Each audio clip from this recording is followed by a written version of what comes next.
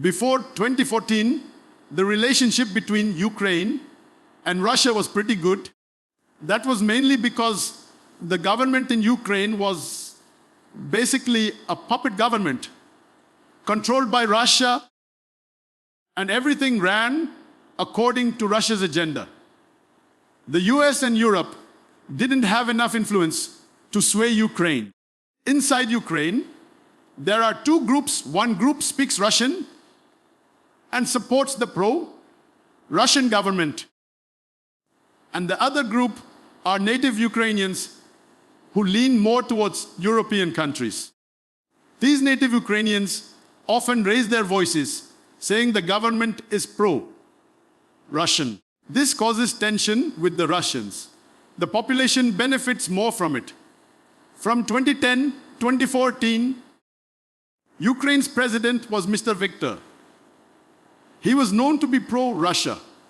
He was invited to a European Union meeting where he was offered a European free trade agreement, but he turned it down. This led to massive protests against him inside Ukraine, which started in November 2013 and went on until February 2014. The protests got so intense that President Viktor had to flee to save his life, and later he went to Russia. They took shelter inside. After this incident, all the presidents who came to power understood that if they showed too much loyalty to Russia, it would be hard for them to stay in power. Now, if any government in India starts praising Pakistan, how long do you think that government would last? Ukraine basically had two options. One was to keep going as a shadow of Russia like before, and the other was to lean towards European countries. Ukraine's political parties clearly understood what the majority of their people wanted. She wanted that, and after 2014, slowly her preference started shifting from Russia towards European countries. Russia understood this very well, and it didn't like it one bit. Russia is a huge supplier of natural gas to all of Europe. Russia alone provides 30% of Europe's natural gas. See, when natural gas is supplied, it's done through pipelines, and the country those pipelines pass through gets a fee for it. Some of the most important pipeliners went through Ukraine. Until 2013, Ukraine was basically under Russia's influence. But since then, Ukraine has been demanding $33 billion a year from Russia. Until 2014, Ukraine was Russia's biggest economic partner. But after 2014, the situation changed completely. Russia wanted Ukraine to join the Eurasian Economic Union, which is basically a free trade agreement. But Ukraine said no to that too. Day by day, Ukraine getting closer to European countries was becoming a big problem for Russia. But the real trouble started when Ukraine showed serious interest in becoming a NATO member. See, NATO stands for North Atlantic Treaty. The organization was created in 1949, right after World War II. Several countries came together and signed a treaty that said, if one country was attacked, it would be considered an attack on all, and all the countries would join forces to fight back. Any country that becomes a NATO member has combined military bases, missile systems installed, and security maintained. But everyone knows that the US and European countries made this to counter the USSR, to stop the USSR from taking over smaller countries. When it started, there were 11 countries, but by adding countries, today there are 30 members in NATO. See, when NATO was expanding its members in Western Europe, Russia stayed quiet. But Russia started getting worried when, as part of a strategy, the US slowly began making Eastern European countries NATO members. First, the group of anti-Russian countries was growing. Second, US missiles and military forces were getting closer to Russia's borders. Estonia joined. Then Latvia, countries near Poland's borders. And if Ukraine also becomes a member, then the US could, if it wanted, strike within 1 or 2 minutes. From there, they'll be able to launch attacks against Russia. You won't see them turning Nepal into a NATO member.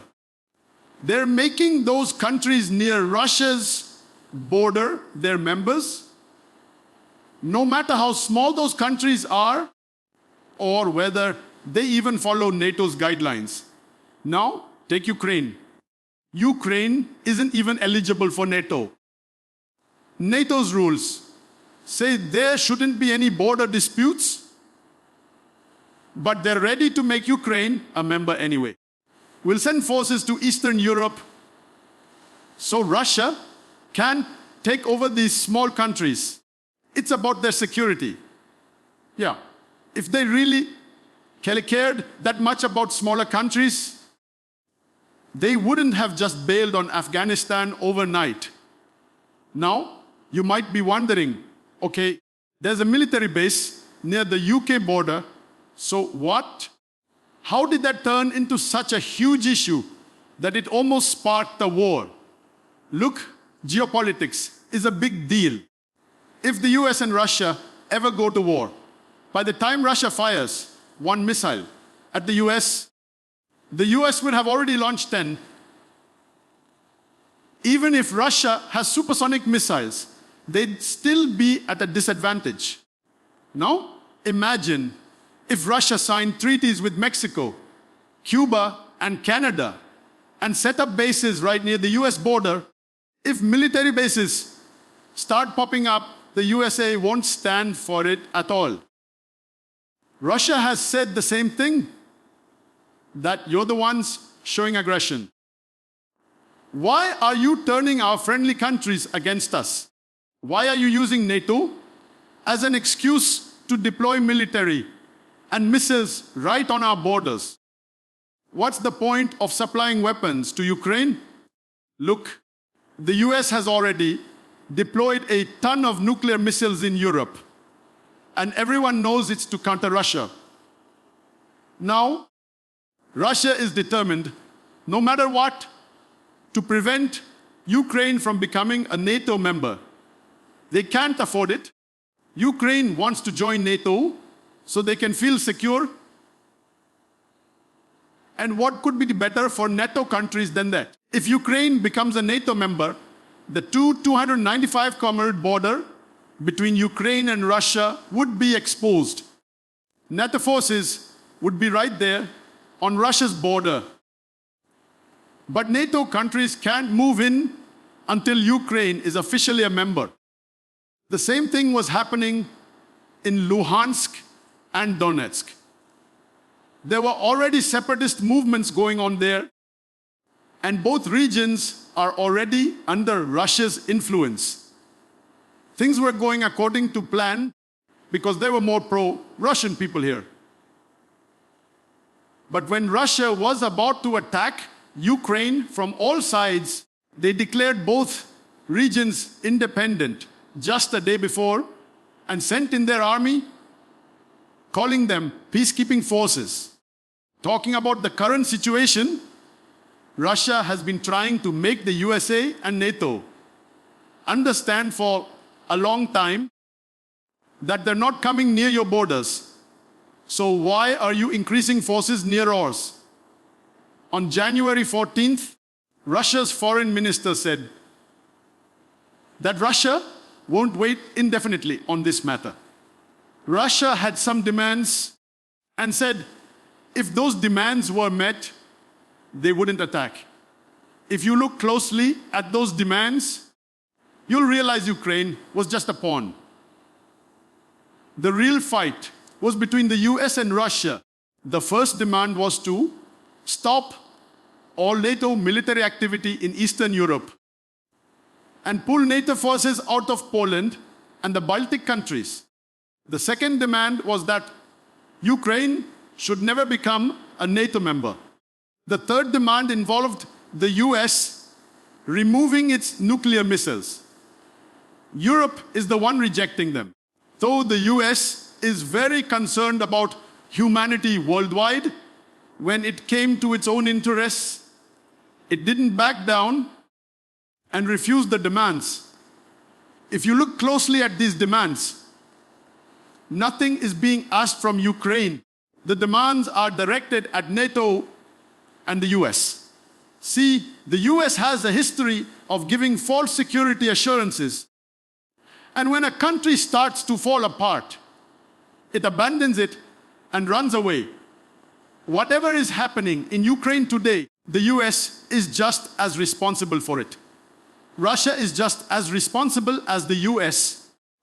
Because of the hostility between these two countries, millions of lives have been lost. You might have heard that Russia said they won't occupy Ukraine. They're just doing demilitarization. Once they take control of Ukraine, the government there will follow Russia's lead, and the fear that Ukraine will join NATO will also go away. The US keeps putting constant pressure on India to speak out against Russia.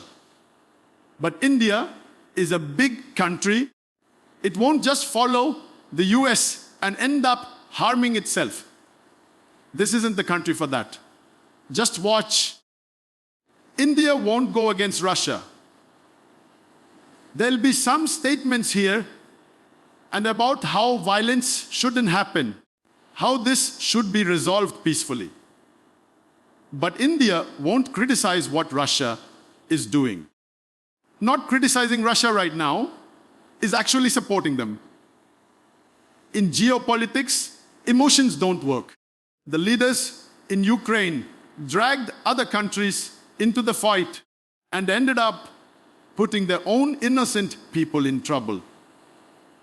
India can't do that. And even if India did go against Russia, the war wouldn't stop. It's just not going to happen. This is how it's going to be. Russia, China, and Pakistan will come closer. India needed support too.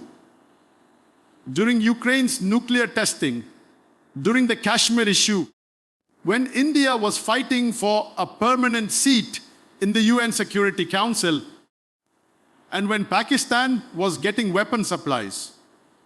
Because of those weapons, so many people in India lost their lives. Every time, Ukraine stood against India, and it's not like Ukraine did anything wrong. You won't have any compulsion either. But right now, India has its own struggles. Countries have to fight their own battles. The strongest will come out on top. The weak will be silenced. That's what just happened with Ukraine. Next up will be Taiwan. No one's coming to save them. Everyone will just watch the show. The war will end, and the leaders will shake hands again.